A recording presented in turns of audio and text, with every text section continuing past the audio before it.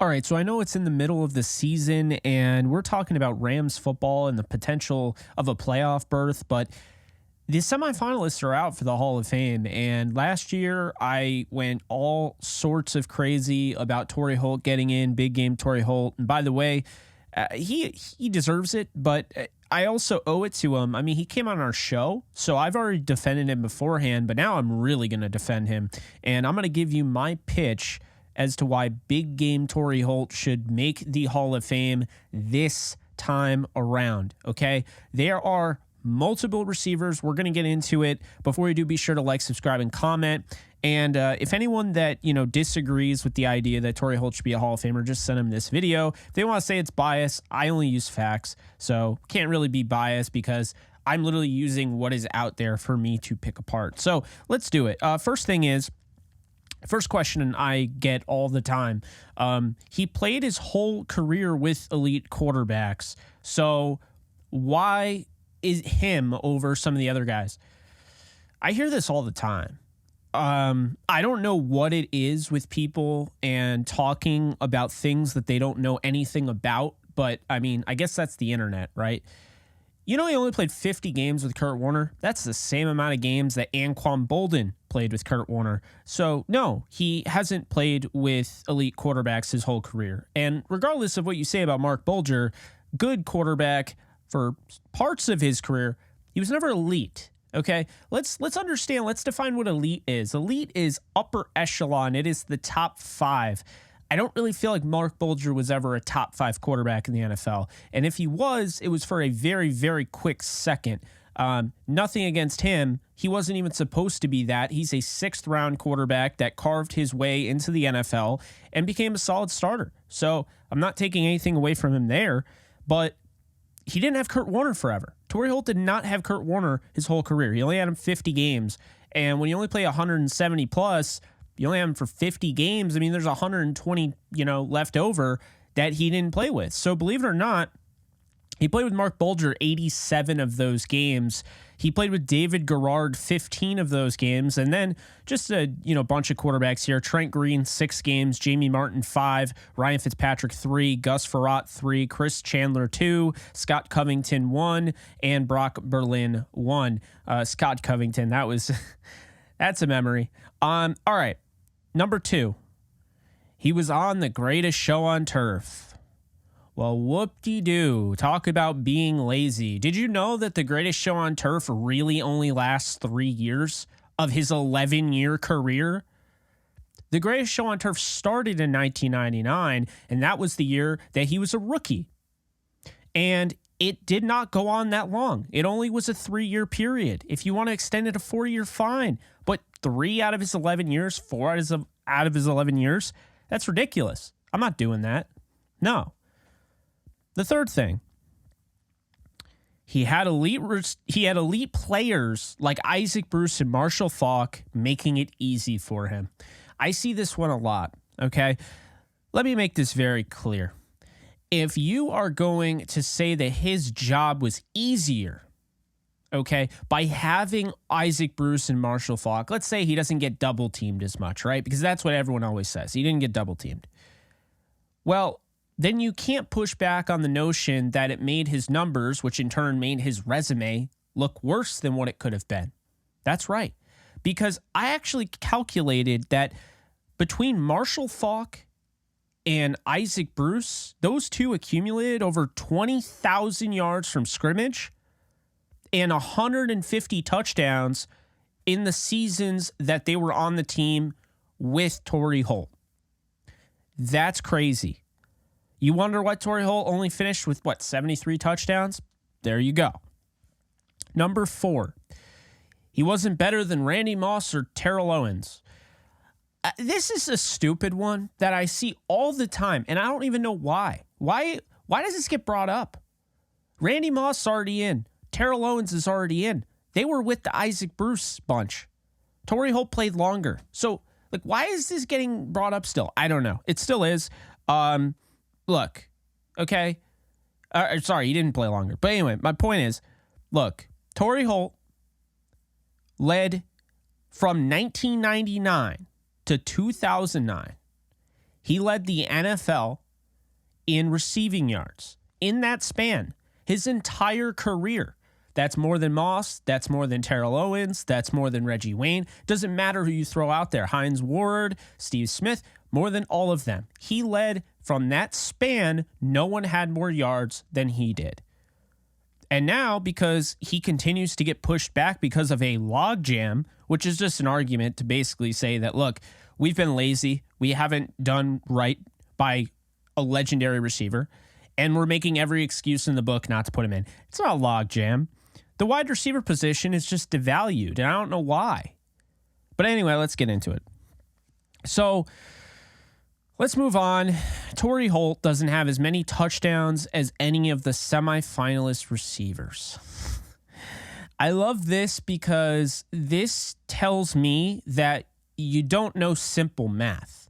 Torry Holt didn't play as many games as most of these guys. Most of these guys played 190 to 200 to 210. Torry Holt played in the 170s. Now you could say, oh, well, that's on Torry Holt. You should have played longer. Okay, fine. But at the same time, why can't we use averages? And that's the thing. I decided, you know what? I'm going to start using averages. I think this is the best way to make your case. So let's start off. He averaged 7 per year, by the way, 7 touchdowns per year. So everyone talks about his touchdowns. 7 touchdowns per year is his average. I mean, that's not bad. That's actually pretty good. By the way, he has more touchdowns per game than Anquan Boldin, Reggie Wayne, Steve Smith, Hines Ward, and Andre Johnson. And those 5 receivers going up against Torry Holt, those 5 are semifinalists as well. So we're going to be bringing them up a little bit here as well. So that answers that question. Torry Holt doesn't have as many touchdowns. Okay, well, he has more touchdowns per game than any of the guys that are listed in the Hall of Fame race right now, to be fair. So there is that. Number 6, Torry Holt doesn't have as many yards as any of the semifinalist receivers. He averaged 77.4 yards per game, and that's not only more than all of the semifinalist receivers, but it's more than anybody that wasn't named Julio Jones, Calvin Johnson, Antonio Brown, and Tyreek Hill. Meaning he has the 5th most all-time yards per game average. But yes, he doesn't have as many total yards, guys, so he should be discredited and shouldn't be a Hall of Famer. Okay, let's go on. Number 7, Torry Holt doesn't have as many receptions as any of the semifinalist receivers. So he has more than any of them except for Andre Johnson, and he's tied with Anquan Boldin when you talk about it per game. I don't care about totals. All these guys are going to have gaudy numbers. Torry Holt obviously had a little bit of a different case.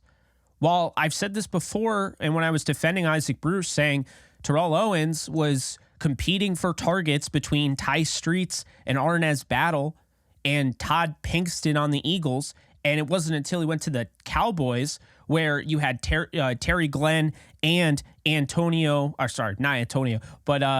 Witten actually competing and getting 1,000-yard seasons.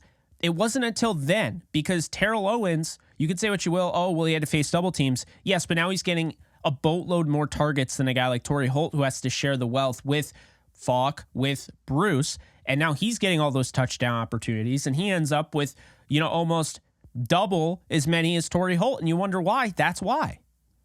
So that's something that just kind of irks me, because I feel like it's a simple thing that's just kind of, not being, understood. I mean, it seems obvious.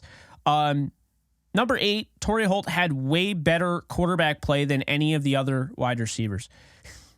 This one's funny, guys. This one's really funny.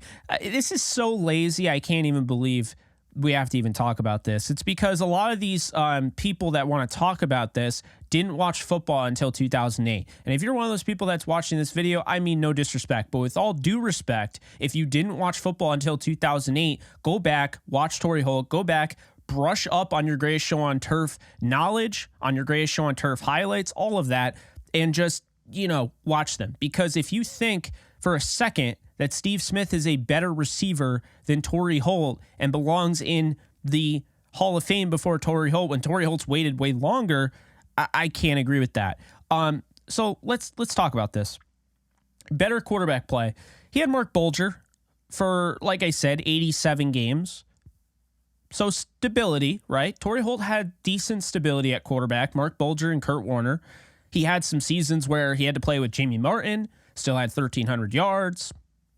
But anyway, he had stability. 87 of his 173 games were with were with Mark Bulger. 50 were with Kurt Warner. Mark Bulger, though, again, folks, I understand you could say the offensive line. There's going to be Mark Bulger defenders. I'm not trying to pile on him. He's not Kurt Warner, okay? 84.4 career passer rating. To me, he's a solid quarterback. That's what he was. He wasn't elite. He wasn't great. He had some moments of greatness, but he was not great, okay? So let's just be honest here. It's not like Kurt Warner's getting a massive, Torry Holt's getting a massive boost like he would if he was playing with Kurt Warner or a Peyton Manning or a Brett Favre or an Aaron Rodgers. He's not getting that. Bulger's good. Bulger's not great. So let's just leave it at that. Reggie Wayne, however, this is the thing I find funny. So Torry Holt, because there's a great nickname for the offense that he was in, gets all of this disrespect, like, oh, he's part of the greatest show on turf, and he played with all these elite quarterbacks and all that. But no one ever points, in the direction of Reggie Wayne, who got to play with Marvin Harrison, who got to play with Peyton Manning, Edger and James. Like, that doesn't matter because there wasn't a nickname for it.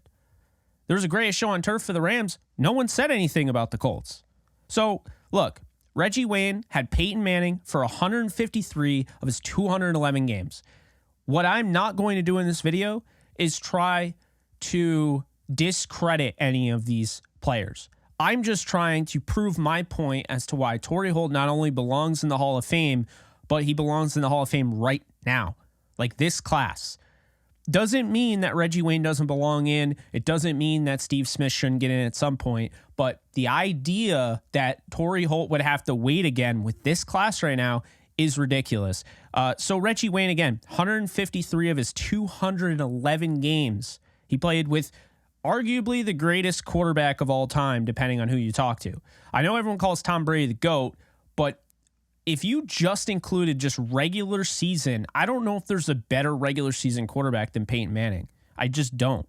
So Peyton Manning, 153 of those 211.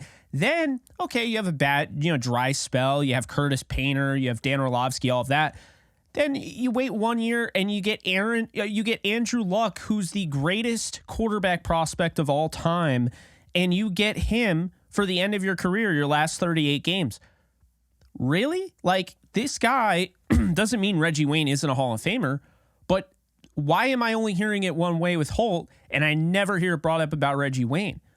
That's incredible quarterback luck. To be able to play with Peyton Manning and prime Andrew Luck, are you serious? That's almost 90% of that, probably is over 90%.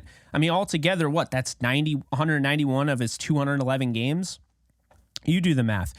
Andre Johnson, I think he's got the best argument. When I hear this brought up, okay, Matt Schaub had 73 games with Matt Schaub.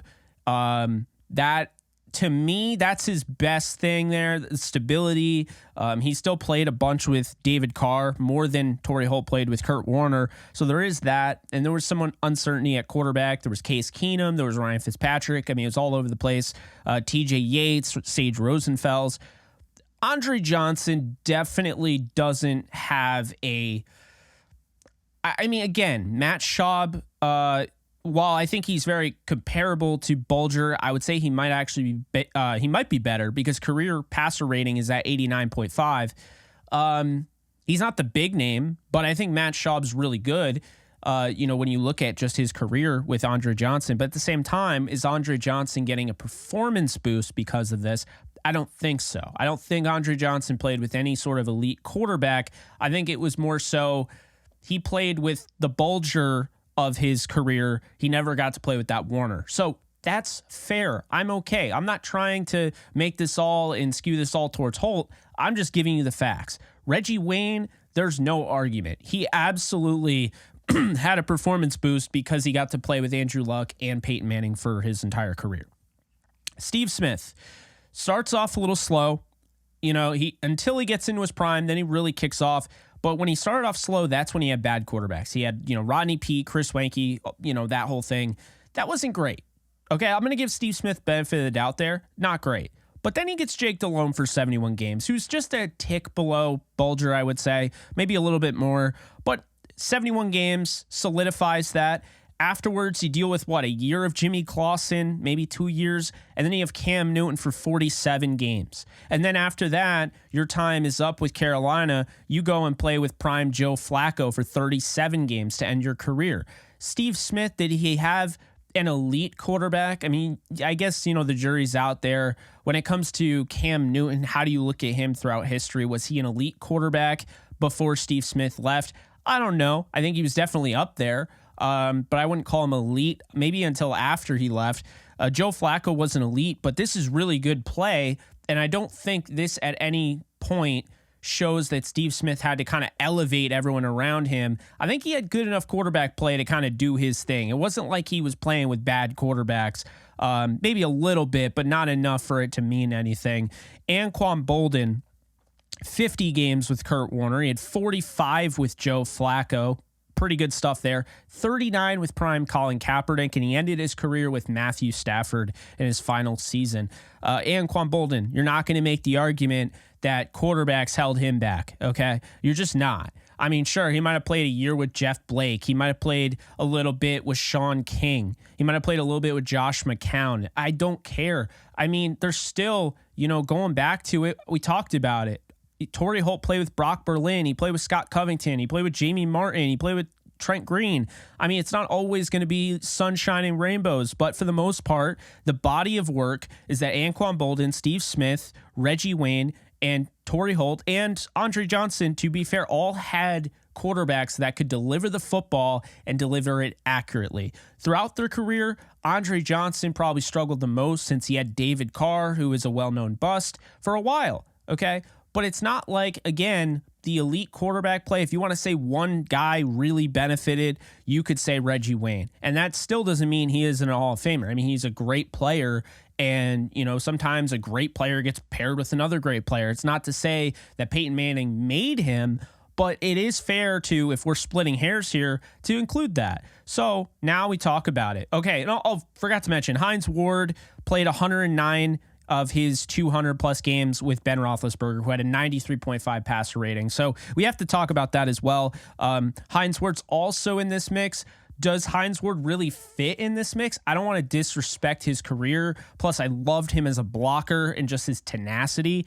But Hines Ward is not on the level of Torry Holt. Okay, Torry Holt, the question is he a top 5, top 10 receiver? Reggie Wayne, top 5, top 10. Anquan Boldin, Andre Johnson, around the top 10. I don't know if I'm debating top 5. Steve Smith, around the top 10. Hines Ward's like, you're arguing top 15, top 20, top 25. I mean, it's kind of in that, bunch. And again, it's not to take anything away from him, but he is a semifinalist. So if anything, I'm giving him respect by putting him in this video and arguing about it. But let's talk about it. Torry Holt is tied for first most 1,600-yard seasons in his career. He's tied for second most 1,300-yard season in his career. He's played 173 games, which is the fewest of any of the receivers that I mentioned. His Hall of Fame monitor, which is according to Pro Football Reference, who I wouldn't have been able to do this video without their help, so I really appreciate them. And if you never check out their site, you need to go do it. They got some great stuff on there. He's second only behind Reggie Wayne.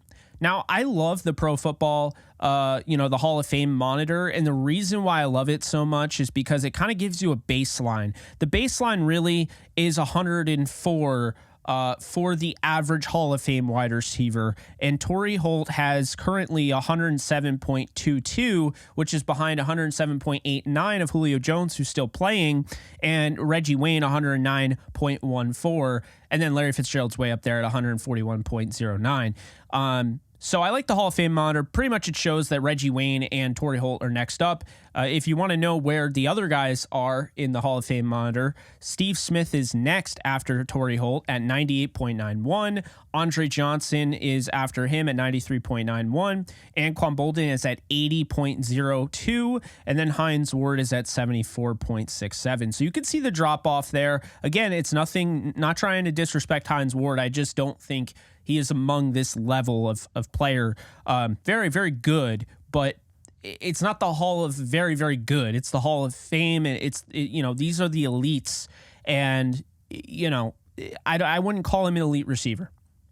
The other guys, I don't even know if I would call elite receivers, but their stats do add up. I mean, Bolden, you could argue, has what it takes to be a Hall of Famer based on his statistical output.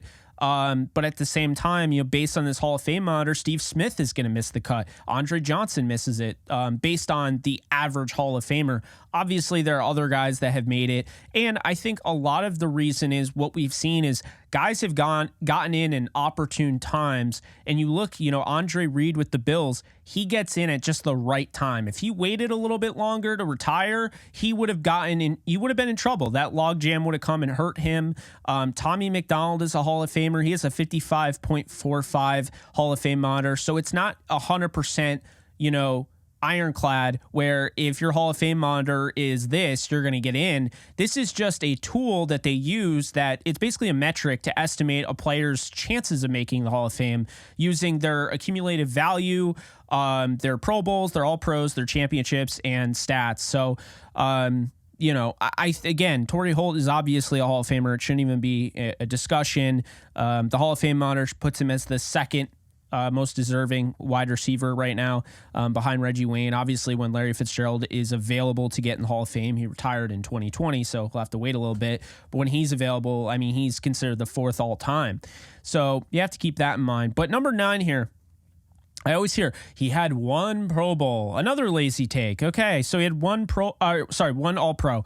Another lazy take because he didn't get the All-Pro the year he had 1,635. What is that number? 1,635 yards. That led the league that year. 19.9 yards per reception also led the league that year. That was 2,000.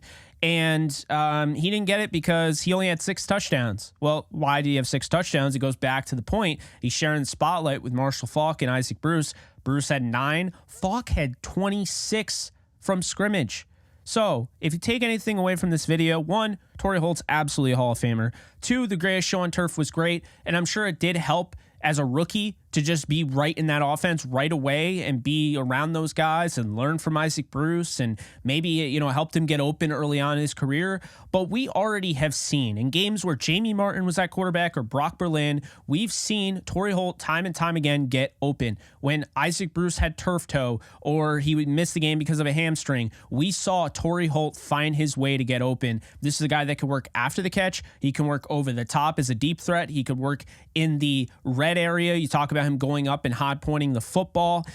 This is somebody that had a well-rounded game at the receiving position. And the question actually remains for me is truly how great was he? Because I think he's 100% a top 10 receiver. But the question is he actually a top 5? And is he one of the greatest of all time in that conversation? Is it fair to put him among the top where you have Randy Moss, you have Jerry Rice and all those guys? Is it fair when you consider the fact that he had comparable numbers in lesser, let's say he didn't play as long as some of the others, right? So he had comparable numbers, and pretty much the majority of his career, he was sharing the spotlight with Isaac Bruce, okay?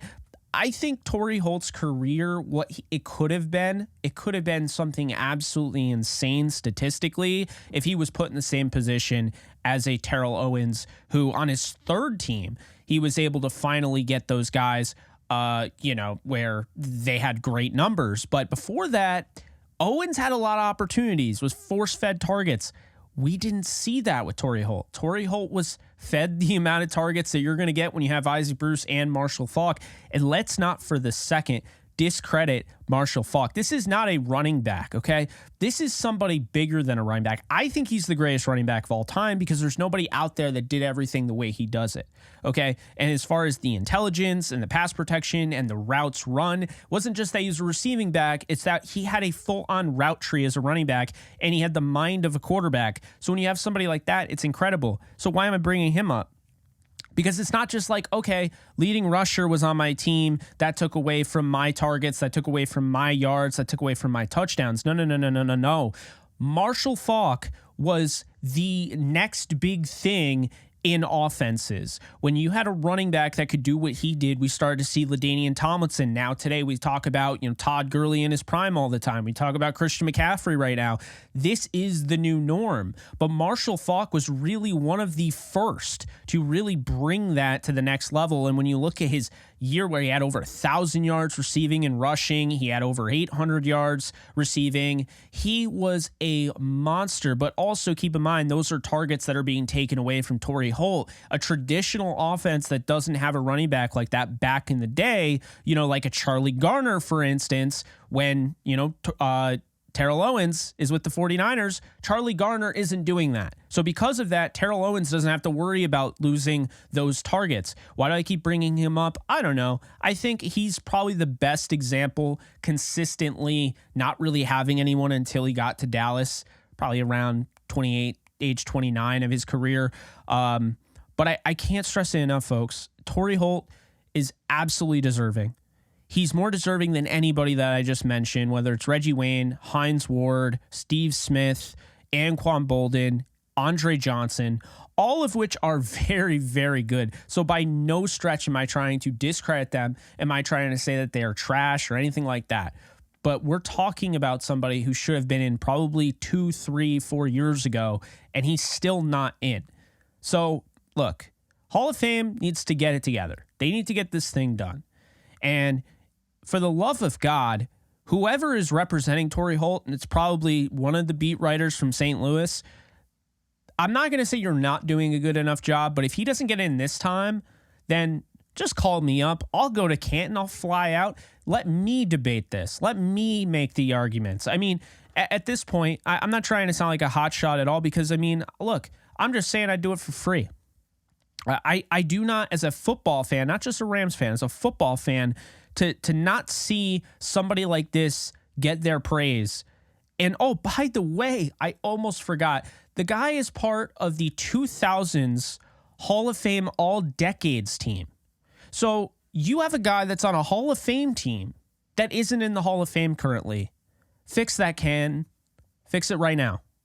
But that's all I got for you guys. If you enjoy this, be sure to like, subscribe, and comment. Also, be sure to leave a comment because I want to know what the hell you think. Did I sway you one way or the other? Did I give you any information you didn't already currently know? Let me know. You could also check a bigger article that kind of, goes even deeper. It's going to be on Turf Show Time, so definitely check that out.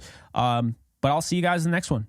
Later, folks. Start playing Pick'em or Weekly Fantasy for any sport today, Jake. Users will receive a 100% deposit match up to $100 if they use promo code OTE at sign up. Start playing Pick'em and Weekly Fantasy Football today with Underdog Fantasy. Do you love talking about the Rams, the NFL, or just want to be a part of a community?